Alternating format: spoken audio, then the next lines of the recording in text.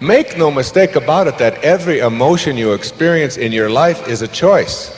Not that they're bad. Emotions are wonderful.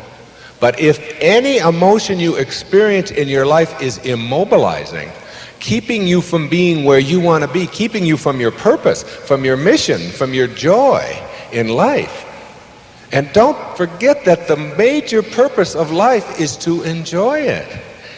Look, if you learn how to enjoy your life, every moment you have, even the rotten ones, if you can do that, do you understand that you can never be a burden to anyone else? Isn't that the least selfish thing you can do? Isn't that the most glorious and graceful and loving thing you can do, is never be anybody else's burden? That's not selfish to know how to enjoy your life. It's selfless.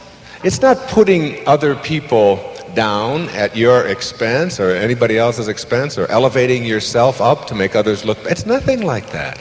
There is only one morality in the universe.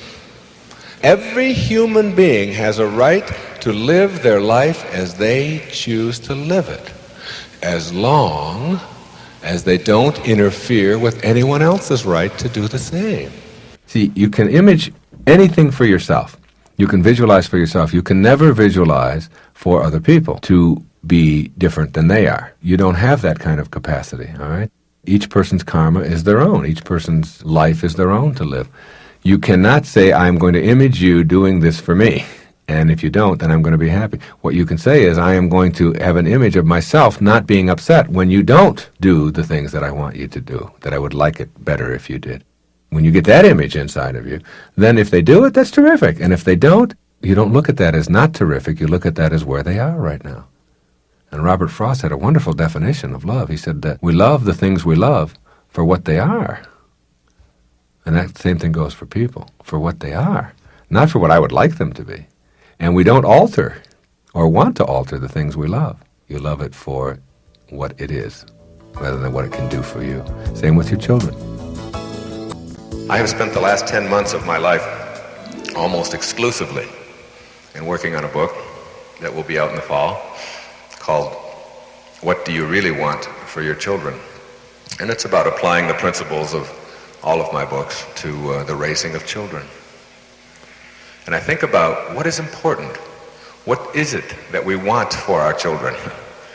One of the things that I want for my children, for all the children of our world, which I think of them all as mine, I think we're all one, we're all in this thing together, is for them to grow up believing that they have a choice. You know, I have 5 children, and it's rare to see my children fight.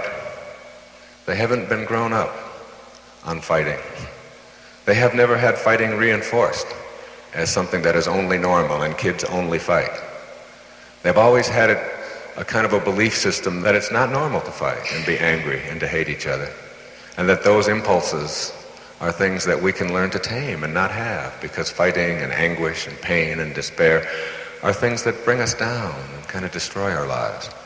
My children have grown up with the different attitudes about almost everything, but one of the things they are is full of love.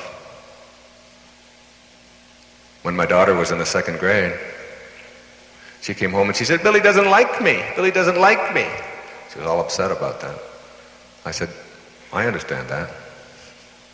This is Billy's day. It's one of the things Billy does on Tuesdays. Do you like you?" "Oh yeah, of course I like me." I said, "Well, that's all you've got."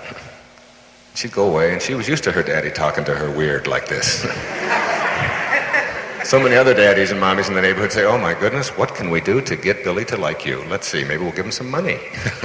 You know, maybe we'll let him play with your sandbox, or maybe we'll do whatever we can. You see, even at 2, a child doesn't have to learn that Billy's behavior toward her ought to be anything that brings her down.